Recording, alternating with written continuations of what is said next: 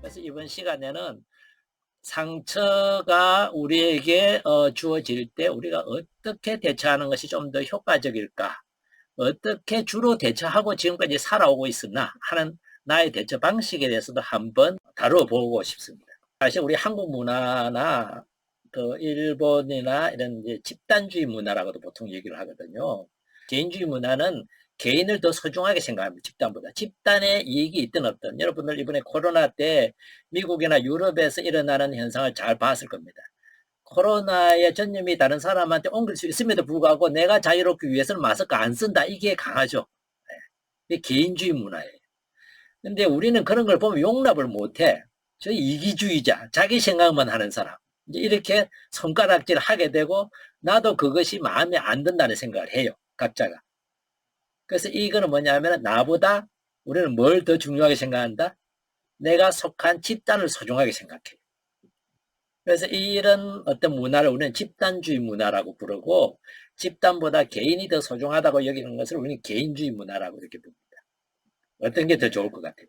이게 참 쉽지가 않아요. 그죠? 예. 이 집단주의 문화가 갖는 맹점은 약간 옆길로 가는데 개인을 존중하지 못하거나 개인에 대해서 굉장히 많이 침범을 하게 돼요. 그리고 그 개인도 집단에 불이익을 줄까봐 그 침해를 그 공격을 어떻게 해요? 그냥 감당을 하는 경우가 많아요. 그게 훨씬 더 이 집단주의 문화에서 강하죠. 또 우리 집단주의 문화와 결부되면은 더 힘든 게 뭐냐면 서열 문화예요. 우리 한국 사회 같이 서열 문화가 강한 문화에서는 집단주의 문화, 서열 문화가 강하면은 우리가 화가 나도 그걸 표현하기가 훨씬 더 어려운 상황입니다. 서열적으로 위에 있으면은 마음대로 화풀이를 해요. 직장에 가면은 뭐죠? 서류뭉치 집어 던지고, 뭐 연필 집어 던지고, 심지어 학교에서도 제가 학교에 다닐 때만 해도 그래요. 교수님이 열받으면 막 분필 던지고 이러는 거 제 기억이 나거든요. 네. 그런데 학생이 화가 난다고 분필 집어 던지면 어떤 일이 벌어질까요? 그냥 퇴학이에요. 그냥 잘려요. 이 서열 문화가 주는 어떤 한계들인 거죠. 그래서 이 문화 안에서는 우리가 원하지 않지만 묵은 화가 많을 수밖에 없어요. 그래서 우리 조상들 이거 한이라고 불렀어요. 한마는 이런 것도 있었죠. 그죠? 제가 노래 잘 부르면 한바탕 딱 노래 불러드리고 싶지만은, 예. 이 앞에 이 곡자만 딱 들으니까 엄치구나 바로 느낌이 오죠. 그죠? 예. 그래서 이 상처, 묵은 화 또는 한이라고 부를 수 이것에 대해서 우리가 어떻게 대처하는가에 따라서 삶의 깊이가 달라져요. 그걸로 인해서 속이 썩어 들어가서 정말 삶이 피폐해지거나 어떻게 보면 점점 여기로부터 살아남기 위해서 동물성이 더 활성화되는 사람이 있고 근데 이것이 잘 좋은 자원으로 자기 안에서 잘 가꾸고 다듬어서 이것이 삶의 연륜으로 삶의 깊이로 또 삶의 지혜로 이렇게 잘 승화시키는 사람도 있어요. 그런 사람들은 곱게 늙는다 그런 말을 듣고 좀 나이 값이나 해라 이 말이 결국 뭐죠? 제대로 못 늙었다 이 뜻이에요. 그죠? 여기 아마 참여하신 분들은 어느 정도 연세가 있으신 분들도 계신 거 보니까 곱게 늙으시기 위해서 삶의 지혜나 연륜들을 그래서 이 너그러움이나 그런 것들을 훨씬 더 갖고 가기 위해서 아마 오셨다는 생각이 듭니다. 그래서 우리도 한번 지금 우리가 어떻게 주로 대처하고 있는지 지금은 여러분들에게 좀 다뤄드릴 내용은 이렇게 대처하면은 안 된다 하는 걸 중심으로 일단 조금 다뤄보도록 하겠습니다. 우리가 보통 상처를 더 악화시키거나 더 나게 하는 반응이라고 표현을 하는데 이런 반응들이 어떤 것들이 있는지를 이렇게 제목만 한번 쭉 보고 그 다음에 하나씩 좀 설명을 드릴게요. 상처를 부정하는 거예요. 나는 그런 거 없어. 그 다음에 안갚음하는 거. 그 다음에 상처를 받으면 상처 속에 뒹구는 사람도 있어요. 그 다음에 상처를 진통제로 마취시키는 사람도 있고 그 다음에 상처가 힘들어가지고 자기 자신을 학대하는 사람도 있어요. 그 다음에 아예 벽을 쌓아버리는 사람도 있어요. 그래서 이런 것들을 하나하나 설명을 이번 세션에서는 이렇게 한번 해보겠습니다.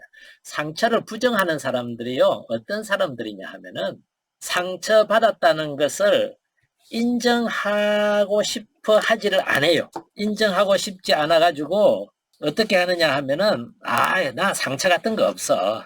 어떻게 뭐 사람이 상처를 받아. 그래서 이런 사람들 안에 용암이 잔뜩 그냥 들어있는, 그런데 아직 화산은 폭발하지 않은 그런 사람과 같다고 볼 수가 있어요. 아주 그냥 자기 자신한테는 이런 어떤 상처가 없는, 왜냐하면 상처를 약함으로 인식을 해요. 상처가 있다는 것 자체가 약하다. 그래서 상처받았다는 자기를 받아들이기가 상당히 어려워지는 거예요. 그리고 때때로는요, 상처를 인정을 하면은 나한테 상처 준 사람을 내가 비난한다는 생각이 들어요. 마치 사랑하는 사람과의 관계에서 내가 정말 사랑하고 있는데 저 사람으로부터 실제로는 상처를 받았는데 이게 상처라고 인정을 한다면은 저 사람이 나를 상처 준 사람이 되니까 그럴 리가 없을 거야. 그래서 이거는 상처가 아니야 하고 스스로 상처가 아니라고 이제 부정을 하게 되는 거죠. 그런 것도 우리 삶에서 보면은 그런 어떤 상처를 대하는 태도일 수도 있다는 겁니다. 그 다음에 또 내가 강하다고 생각하는 사람은요, 이거예요. 내가 상처받았다는 것이 드러나거나 표현이 되면은 상처 준 사람이 너무 그냥 기분 좋아할까봐, 자기가 더 세다고 느낄까봐, 한마디로 내가 지는 거야, 부러우면 지는 거다, 인 것처럼 상처받으면 지는 거야, 이래서 상처 안 받았다고 자기를 포장하거나 한마디로 인정하지 않고 상처에 대해서 이제 부정을 하는 거죠. 이래 보신 적 있으세요? 어느 하나의 어떤 방법만 반응 방법만 쓰는 게 아니라 대상에 따라서 우리가 다양하게 상처를 대응하는 방식을 써요. 그래서 이렇게 부정하는 사람도 있는가 하면은요, 또 어떤 사람이 있느냐면 안갚음하기 많이 써보셨죠? 상처를 안갚음하는 거는요, 상처를 치유하는 방법 중에 효과가 있는 방법 중에 하나이기 때문에 사람들이 본능적으로 써요. 동물들이 많이 그러잖아요. 나를 문다 이러면 어떻게 해요? 같이 물어버려요. 받은 만큼 이에는 이, 눈에는 눈. 우리 하무라비 법전이라고 많이 알고 있죠. 그죠? 그런데 이에는 이, 그러니까 저 사람이 한 번 물면 한 번 물어야 되는데 한 번 물고는 왠지 화가 안 풀릴 것 같아서 어떻게 해요? 두 번 물어야 내가 이겼다는 생각이 들어요. 그래서 화가 풀려. 그게 인간의 본성이니까 이거를 막으려고 함무라비 법전에서는 얘기를 했어요. 이에는 딱 한 번 물면 한 번만 물어라. 두 번 물지 말아라. 이 정신이 원래 함무라비 법전의 이제 정신이기도 해요. 근데 그러면 왠지 쌤쌤이 돼가지고 분이 안 풀릴 수 있을 것 같아. 좀 더 해야 내가 뭔가, 왜냐면 나도 부당하게 괜히 아무런 잘못 없이 당했기 때문에 이 억울함은 보태진단 말이에요. 그래서 맞은 만큼 내 억울한 어떤 그런 심리적인 위자료까지 포함해가지고 더 갚아줘야 돼. 그게 사람의 심리죠. 여러분들은 남편이나 동료들이나 가까운 사람들에 대해서 상처를 받았을 때 어떻게 갚아줘요? 분노 때 좀 다뤘죠. 화 때. 복수하고 싶어 하는 거. 간접 복수, 직접 복수, 또는 투영으로 이렇게 화풀이를 하기도 하고, 기억이 나시는지 모르겠어요. 다양한 방식으로는 복수를 해요. 가정에서 제일 많이 안 하는 거, 특히 여성들이 자주 쓰는 게 뭐냐면 말 안 하는 거예요. 삐져 있는 거. 그것도 복수예요. 니하고 말 하나 봐라. 이거죠. 그죠? 그리고 동시에 보여줘요. 나 이렇게 화났어. 이렇게 속상해. 그런데 이거에 대해서 전혀 반응을 안 해주면 어때요? 더 열받아. 그래서 다른 방법을 써야 되죠. 그죠? 안갚음도 우리가 상처에 반응하는 일반적인 방식 중에 하나인데, 이런 안갚음은 결국 뭐죠? 복수를 부른다 이거예요. 돌고 도는 거죠. 그죠? 영화에 많이 나오잖아요. 아버지가 총잡이한테 총 맞아 죽었다 그러면 아들이 아버지의 복수를 하고, 그 아버지의 복수를 하고 나면은 그 복수를 당한 쪽의 아들이 또 복수를 하고, 가문이 그냥 평생 서로 원수가 돼서 싸우는 그런 것이 이제 글의 소재로도 많이 나옵니다. 이런 방식이 일시적으로는 내 안에 있는 상처가 치유된다는 그런 감정적인 카타르시스는 생길지 모르지만은 근본적인 그리고 건설적인 해결책은 되지 못한다. 언젠가 나도 그 복수의 대상이 되고 더 큰 상처를 입을 수 있는 기회를 오히려 열어놓게 되는 그런 어떤 하나의 방식이기 때문에 바람직한 방식은 아니다. 이거죠. 그죠? 자, 그 다음에 또 어떤 방식으로 여러분들은 우리는 할까요? 상처 속에 뒹구는 겁니다. 상처 속에 뒹구는 게 좀 이해가 안 되죠. 빨리 벗어나고 싶을 텐데, 왜냐하면 고통스럽기 때문에. 왜냐하면 상처를 받고 있다는 것은 힘들거든요. 그런데도 의외로요, 이게 뭐더 축제라고 생각하나 봐요. 그 안에서 그냥 뒹굴고 싶은 거예요. 어떤 사람이 그럴 것 같아요. 뭔가 죄의식이 많거나 자기 자신에 대해서 아주 부정적인 그런 어떤 비난의 화살을 많이 쏘는 그런 것으로 자기 안에 뭔가 있을 때는요, 자기의 죄의식을 이런 상처로 갚아야 되기 때문에 상처받는 것이 나는 당연하다. 그래서 이것을 빨리 벗어나면 안 된다. 벗어나는 것은 어쩌면은 자기 자신에게는 옳은 일이 아니다는 생각이 든다면은 상처에서 안 벗어나려고 그럴 거예요. 그것을 죄의식을 갚아내는 또 하나의 방법으로 생각하기 때문에, 또는 못된 자기 자신을 벌 주는 하나의 기회라고 생각하기 때문에. 근데 이런 사람만 있는 게 아니라요, 또 어떤 사람은요, 상처를 받고 있는 상황에서 보니까 상처 준 사람이 나한테 잘해줘. 그전하고 다르게 나를 대해. 그리고 내가 상처를 이렇게 고통스러워 아파하니까 주변 사람이, 그전에는 안 그런 사람이 관심을 보여줘. 아, 그게 괜찮네? 이 생각이 들어요. 그런 생각이 들면 벗어나고 싶을까요? 안 벗어나고 싶을까요? 안 벗어나고 싶어요. 실제로 안에서 고통스러웠을 수 있는데, 그게 어느 정도 이제 치유가 됐는데도 불구하고 계속 그 안에 머물고 싶은 거예요. 반복해서 가서 계속 뒹구는 거죠. 우울증에서도 보면 그게 나타나요. 우울증에서 그냥 계속 이 우울증을 지속함으로 해가지고 주변 사람의 관심과 애정을 받을 수 있다면은, 그래서 계속 가는 거죠.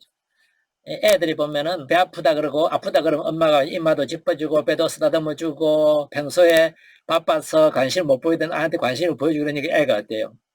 자주 아파야죠. 그죠? 이런 거와 같은 어떤 마음 메커니즘이라고 보시면 돼요. 사람들 안에 어른이라 하더라도 이런 것이 충분히 생길 수 있다는 것. 그리고 이제 많이 쓰는, 이제 남자들이 주로 많이 쓰는 방식 중 하나는 뭐냐면 상처를 마취시키는 겁니다. 마취시킨다는 것은 뭐냐 하면은요, 상처를 잊을 수 있는 그런 어떤 도구들이나 수단들을 사용한다는 거예요. 그래서 뭐 술을 그냥 뭐 일상적으로 조금씩 하는 것을 문제로 삼는 것이 아니라, 여기에 맞추라는 것은 뭐냐 하면은 다른 사람이 볼 때도 지나치다 할 정도로 빠져들어가는 걸 말해요. 그건 뭐냐면 뭔가 자기의 고통을 마비시킬 수 있는, 잊을 수 있는, 기억나지 않게 할 수 있는 그런 거죠. 그래서 술이나 도박이나 게임이나 어떤 지나치게 취미에 빠져들어가거나 성에 몰입하거나 일에 몰입하거나 이런 거죠. 근데 이거는 일시적으로 마비될지 모르지만은 장기적으로는 자기 자신을 망치는, 이거는 뭡니까? 뒹구는 거, 상처에 뒹구는 거나 마찬가지입니다. 상처에 뒹굴다 보면은 자기 자신을 점점 더 의존적으로 만드는 거죠. 다른 사람의 관심이나 애정에 더 의지하게 되는, 자기를 의존적으로 약화되게 만드는 그런 어떤 악순환에 빠질 수 있게 되는 거죠. 자학하기예요. 여러분들 가끔씩 보면 그런, 애들이 잘 쓰는 건 이제 좀 유아적인 반응 방식 중 하나가 뭐냐 하면은, 엄마한테 혼나면은 아이들이 어떻게 해요? 밥 안 먹어요. 자기가 좋아하는 것도 아이스크림이나 이런 거 사주고, 아이스크림 먹으래. 안 먹어. 그래요. 근데 속으로는 엄청 먹고 싶어요. 근데 뭐냐 하면은 자기를 괴롭히는 거죠, 한마디로.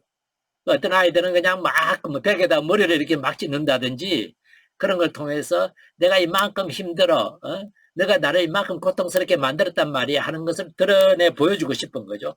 그래서 상대방에게 죄의식을 심어주고 싶은 그런 방식으로 상처를 반응하는. 머리 싸매고 드라마 보면 그렇습니다. 머리에 뭐 띠 하나 묶고 입에다가 뭐죠? 체온계 꼽고 이렇게 들어 누워 있는 그런 모습들 있죠. 그런 것이 어쩌면은 스스로를 학대하는 것. 이런 것도 자기 자신을 건강하게 이렇게 가꾸어 가는 데 있어서는 장애물이 될 수 있는 거죠. 그죠? 그리고 이것도 어떤 의미에서는 또 자기한테 벌 주는 또 하나의 양식입니다. 이딴 일에 상처를 받다니 내가 이거밖에 안 되나? 그런 자기 자신에게 이제 벌 주는 거죠. 참 사람들의 마음이라는 건요, 이해하기 참 어려울 정도로 상당히 복잡해요. 그죠? 상처에 대응하는 정말 다양한 모습들이 이제 우리 안에 있습니다. 또 우리가 많이 쓰는 방법 중에 하나 뭐냐면 상처를 회피하기예요. 회피한다는 거는 이제 피한다는 거거든요. 피한다는 건데, 이거는 다르게 표현하면은 이제 벽을 쌓는 거죠. 단절하는 겁니다. 이거는 상처가 너무 고통스럽고 아프기 때문에 더 상처받고 싶지 않아 가지고 상처받을 수 있는 가능성이 있는 것과 자꾸 이제 거리를 두려고 그래요. 그래서 거리를 둠으로 해가지고 자기 자신 안에 고립이 돼요. 스스로 담을 쌓고 조금이라도 상처를 받을 수 있는 가능성이 있다 싶으면 피하거나, 그러다 보면 점차 어떻게 돼요? 결국 외로워지고 고립되어 가지고 사회적인 어떻게 보면 이제 단절로 갈 수도 있게 되는 거죠. 사람 만나는 것도 피하고 공동체 안에서도 주로 이제 혼자 있게 되고, 이것이 어쩌면은 상처를 회피하는 거, 벽쌓기라고도 볼 수 있어요. 단절하는 거죠. 이런 여러 가지 이제 상처를 우리가 뭐라 그럴까요? 피하는 그런 방식들이 있는데, 대응하는 양식들이 있는데, 지금까지 설명드린 양식들은 상처를 어떻게 보면은 더 악화시키거나 상처를 더 마음속에 깊이 가두어 두게 되는 그런 어떤 방법이기 때문에 결국은 나한테 잠시 잊어질지는 모르겠지만, 잠시 내가 그것이 없는 것이냐 할 수 있을지는 모르지만 결국은 나에게 돌아오는 어떤 그런 부작용을 가지고 있어. 삶에 나도 모르게 숨어서 내 삶의 기반들을 조금씩 무너뜨리는, 부실하게 만드는, 이제 녹이 서는 것과 마찬가지예요. 조금 설어 있을 때는 그냥 괜찮지만은 많이 썰게 되고 이 녹이 많아질수록 원래 그 쇠는 어떻게 돼요? 부식이 돼서 못 쓰게 되잖아요. 그렇게 되듯이 내 삶을 이렇게 녹슬게 만드는 것이 상처에 대해서 올바르지 않게, 건강하지 못하게 대응하는 방식이라는 것을 다시 한번 이렇게 기억하시면서, 이런 방법을 쓰신다면 여러분 중에서 이런 방법을 내가 이 중에 이걸 쓰기도 하고 저걸 쓰기도 하고 이게 있다면 요거를 이제 어떻게 바꿀까 하는 것은 우리가 다음 주에 좀 다루고요.